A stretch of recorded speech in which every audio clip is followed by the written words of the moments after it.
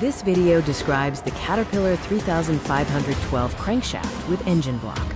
It is AUSed part in good working condition and is a single unit. Here is a full view of the Caterpillar engine block. This side view shows the crankshaft installed in the engine block. A view of the crankshaft in the engine block from the front end. This image shows the main bearing saddles within the engine block. A close-up view of a main bearing cap installed in the engine block.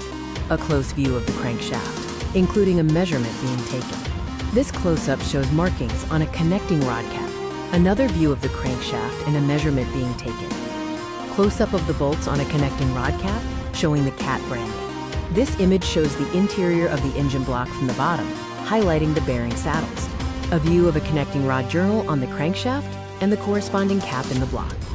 Close-up of markings on the side of the engine block. Another image displaying the markings on a connecting rod cap near the timing gear.